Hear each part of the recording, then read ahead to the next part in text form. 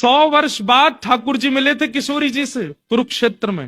100 वर्ष बाद ठाकुर जी द्वार पर खड़े हैं, भीतर नहीं जा रहे शिविर में। पता है कि यहाँ किशोरी जी बैठी हैं, और क्यों नहीं जा रहे हैं? ठाकुर जी को ये है कि कितनी शिकायतें होंगी मुझसे, कितने अपराध मैंने किए हैं, परसों की कह के गया, बरसों तक नहीं आया, आज 100 साल बाद किशोरी जी के सामने किस मुंह से जाऊंगा मैं? लेकिन तभी किशोरी जी कहती हैं, अरे ललिता, ये जो ब्यार हवा की चल रही है ना, या ब्यार में मोकू कन्हैया की सुगंधी आ रही है, नेक देखियो द्वार पे कहीं कृष्ण तो नहीं है। और द्वार जाकर के जैसे देखा तो ठाकुर जी खड़े थे कोने में।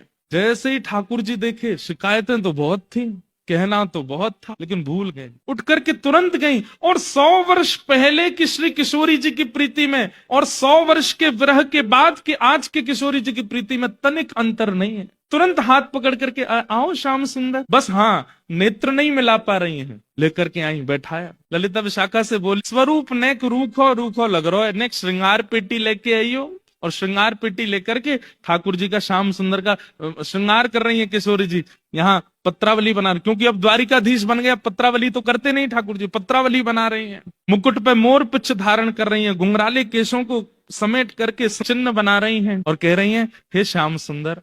ठाकुर जी कहना चाह रहे हैं, श्री जी मुकुट क्षमा। बोले शांत रहो, ये सब बात मत कर। किस बात की क्षमा मांग रहे हो आप? मैंने 100 वर्ष का विरह दिया आपको, 100 वर्ष तक नहीं आया मैं। किशोरी जी बोली, श्याम सुंदर, वास्तव में 100 वर्ष का अंतराल निकल गया, मैं भूल गई थी।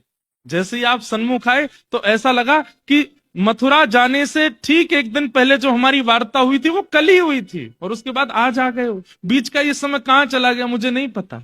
अब उसकी चिंता मत करो, उसकी चर्चा मत करो, रास करो। और किशोरी जी के साथ रास किया, इसे कहते हैं प्रेम। हम में ऐसा प्रेम नहीं है। कथा में आया प्रिय व्यक्ति, कथा के बाद तुरंत फोन कर देता है यजमान को, मेरी बैठने की व्यवस्था नहीं थी, मुझे उठा दिया गया, मेरे लिए यूं हो गया, मेरे पास वैलिड नहीं किए गए, मुझे बाहर निकाल दिया। शिकायतें कितनी है हमारी। प्रेम तो वो जानो जहां व्यक्ति सहले और प्रेमी से कभी शिकायत ना करे।